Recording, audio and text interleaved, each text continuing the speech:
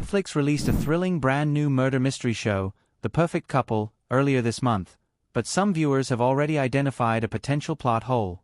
The Perfect Couple's cast and characters included some impressive names. Among them were stars Nicole Kidman as the hypercritical mother-in-law, Greer Garrison Winberry, and Dakota Fanning as Abby Winberry, a married-in member of the Winberry family tree. The Perfect Couple proved to be a murder mystery in the truest sense, as each episode seemed to contain its own carefully crafted red herring. In truth, there were many clues about Merritt's true killer, but it nevertheless was a brilliant twist in The Perfect Couple's finale. Yet, several viewers have pointed out that this twist may have come with a major plot hole in the show. Why Abby's reason for killing Merritt could be a plot hole. The Perfect Couple's final episode revealed that it was the Winberry's pregnant daughter-in-law, Abby, who had killed Merritt, which involved crushing up sleeping pills to weaken her and then drowning her in the ocean by holding her head below water. This was genuinely a surprising turn, although she was, of course, one of the suspects, as everyone in the family really was. In terms of the narrative, though, Abby didn't seem one of the most likely killers. She had been presented as someone who sympathized with the show's protagonist, Amelia, who was the main target of Greer's criticism and judgment. In fact, as the only Winberry in-law, Abby seemed like Amelia's inroad to this family defined by extreme wealth and a lack of touch with reality. She was still vain, rude, spoiled, and petulant, but she had to navigate Greer's bad behavior the same as Amelia. However, The Perfect Couple revealed that Abby was really the worst of them all, as she decided to kill Merritt to ensure she and her husband would receive the Winberry Trust Fund money to the tune of about $2 million, sooner rather than later. Specifically, the Winberry children would only get their trust fund money when the youngest child turned 18.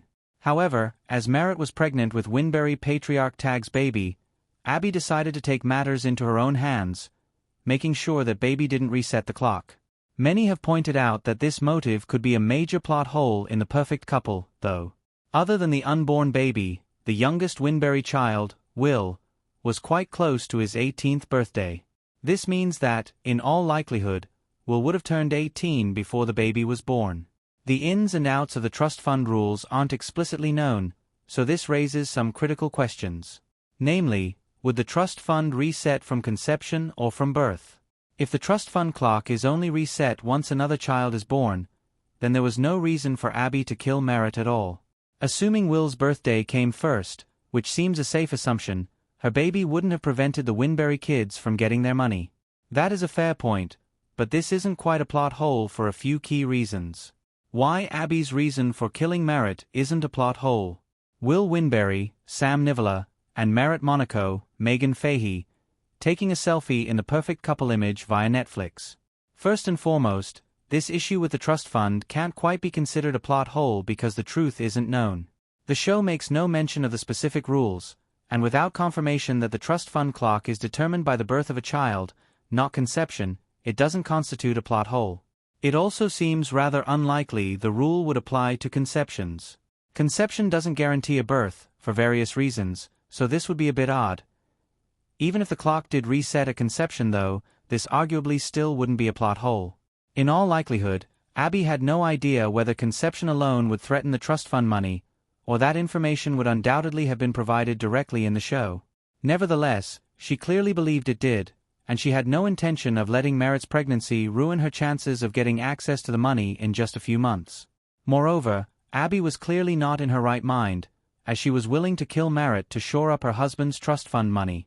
Even with her confidence that they wouldn't throw a pregnant white woman in prison, something she joked about, this seems like a pretty significant gamble for a woman living in the lap of luxury with a baby on the way. Her willingness to murder, and ability to do so with seemingly no remorse, suggests Abby wasn't exactly rational, so she may not have cared what the rule was either way. How The Perfect Couple's book avoided the show's plot hole issue. Merritt looks upset in The Perfect Couple. The Perfect Couple is based on a book of the same name, written by Ellen Hildebrand, although the show did make a number of changes to the original story. Interestingly, this included the book completely avoiding this potential plot hole problem. In fact, Merritt's death in the book was quite different.